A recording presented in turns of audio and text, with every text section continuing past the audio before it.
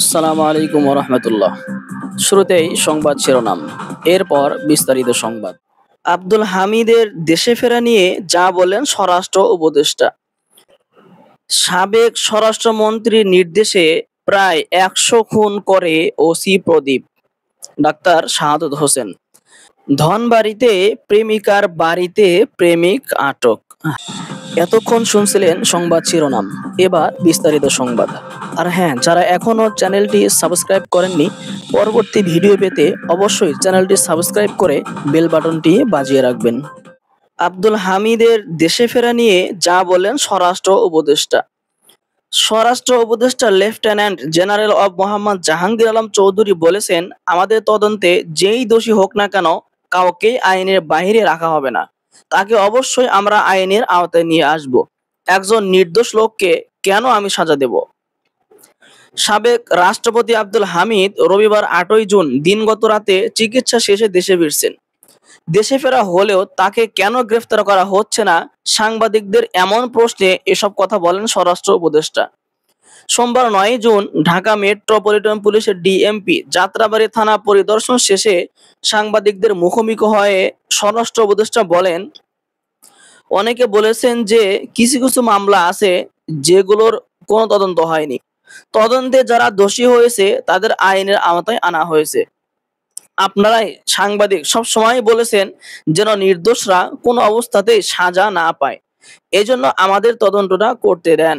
যদি তদন্তে কেউ দোষী হয় তাহলে কাউকে আইনের বাইরে রাখা হবে না, তাকে আমরা আইনের আওতায় নিয়ে আসব। ঈদের নিরাপত্তা নিয়ে জাহাঙ্গীর আলম বলেন, ঈদকে কেন্দ্র করে বড় ধরনের কোনো ঘটনা ঘটেনি, যাতে করে আইন শৃঙ্খলা পরিস্থিতির অবনতি ঘটে। রাস্তাঘাটে দুই একটা দুর্ঘটনা ঘটেছে, দুই একটা চুরি চামারি ছেঁচড়ামি হচ্ছে, তবে বড় ধরনের কোনো ঘটনা ঘটেনি। তাই ঈদের নিরাপত্তা ব্যবস্থা নিয়ে আমি মোটামুটি খুশি। সাবেক স্বরাষ্ট্রমন্ত্রীর নির্দেশে প্রায় ১০০ খুন করে ওসি প্রদীপ। ডাক্তার শাহাদত হোসেন। বিএনপি নেতা ডক্টর শাহাদত হোসেন ডিবিসি নিউজের একটি টকশোতে নিজের কারাবাস, তৎকালীন পরিস্থিতি এবং ওসি প্রদীপের সঙ্গে জেলে অবস্থানকালের অভিজ্ঞতা নিয়ে বিস্ফোরক মন্তব্য করেছেন। তিনি বলেন, মেহেদীর কথা নিশ্চয় মনে আছে। ওই যে ডিসি মেহেদী, পুলিশ উপকমিশনার, তখন সে চিটাগাং ছিল। সে পুরো আমার হসপিটালটা ঘেরাও করে আমাকে বিকাল ৫টা নাগাদ রোগী দেখা অবস্থায় ধরে নিয়ে গেল। এরপর আমি প্রায় ৪ থেকে ৫ মাস জেলে ছিলাম। ঈদুল ফিতর তখন জেলেই কাটাতে হয়। ডক্টর শাহাদত জানান, জেলে আমাকে রাজনীতিবিদ হিসেবে নয়, একজন বিশেষজ্ঞ চিকিৎসক হিসেবে ডিভিশন দেওয়া হয়। আমি ছিলাম ৩ কক্ষ বিশিষ্ট একটি রুমের একটিতে। অন্য রুমে ছিল খ্যাতিমান কেডিএস গ্রুপের মালিক খলিল সাহেবের ছেলে ইয়াসিন এবং আর এক রুমে ছিল ওসি প্রদীপ। তিনি বলেন, প্রদীপের সাথে কেউ কথা বলতো না। একদিন আমাকে ডেকে কাঁদতে কাঁদতে বলল, শাহাদত ভাই, আমার সাথে কেউ কথা বলে না, একটু কথা বলবেন? আমি জানতে চাইলাম কেন কথা বলে না।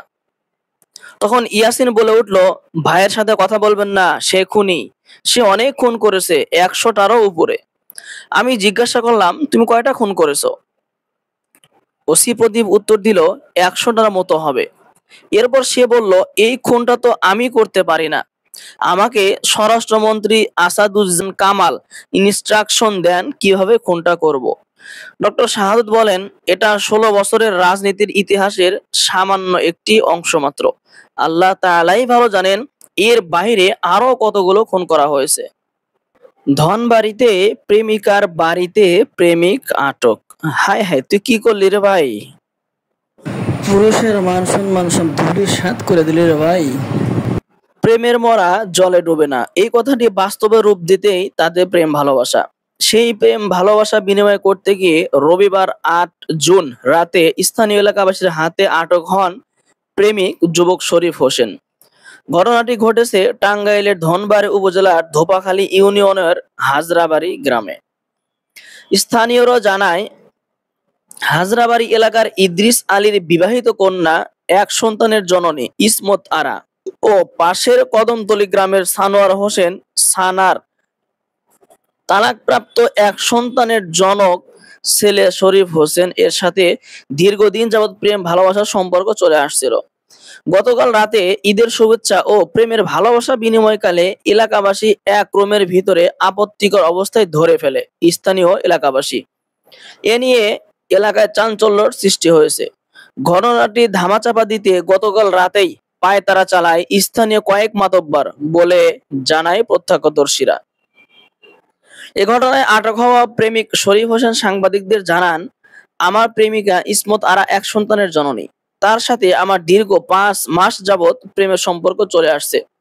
প্রতিনিয়তই দেখা করে অসংখ্যবার শারীরিক সম্পর্কে লিপ্ত হয়েছি। গতকাল রবিবার 8ই জুন রাতে ইসমত আরার সাথে যোগাযোগ করে আমি ওদের বাড়ির ঘরের ভিতরে প্রবেশ করে কথা বলার সময় স্থানীয় লোকজন ধরে ফেলেন আমাদেরকে। তবে এখন আমি বিয়ে করতে চাইলে আমার প্রেমিকা ইসমত আরা ও তার পরিবার বাড়ি ছেড়ে পালিয়ে গেছে। আজ সোমবার এখন পর্যন্ত তারা বাড়ি আসেনি। এখন আমাকে উল্টো মিথ্যাভাবে ফাঁসানোর জন্য পায়তারা করা হচ্ছে। আমি এর সঠিক বিচার দাবি করছি। প্রেমিকা ইসমত আরার কাছে এই বিষয়ে জানতে চাইলে তার ব্যবহৃত ফোনে বারবার যোগাযোগের চেষ্টা করা হলেও ফোনটি বন্ধ পাওয়া যায়।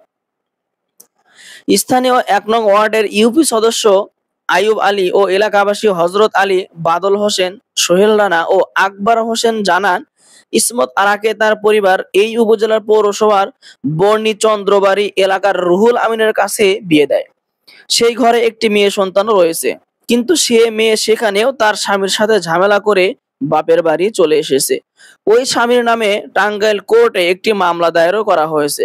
আবার গতকাল রাত্রে তালাকপ্রাপ্ত এক সন্তানের জনক কদমতলী এলাকার শরীফের সাথে একই রুমে আপত্তিকর অবস্থায় ধরা পড়ে। এখন ইসমত আরা ও তার পরিবার বাড়ি ছেড়ে পালিয়েছে। এ ঘটনায় সঠিক বিচার হওয়া দরকার। ইসমত আরার স্বামী রুহুল আমিন জানান, ইসমত আরার জন্য ছেলের সাথে অনৈতিক সম্পর্ক জানতে পারায় কথা কাটাকাটি হলে বাপের বাড়ি চলে আসে। পরে আমার বিরুদ্ধে মিথ্যা মামলা দেন। এখন তার অপকর্ম কাজ তো ধরা পড়ল এলাকাবাসীর হাতে। এরকম মহিলাদের উচিত বিচার হওয়া দরকার। এ ঘটনায় ধনবাড়ী থানার officer in charge OC S M. Shahidullah জানান, খবর পেয়ে ঘটনাস্থল পরিদর্শন করা হয়েছে। মেয়ে বা তার পরিবার অভিযোগ দিলে প্রয়োজনীয় ব্যবস্থা নেওয়া হবে।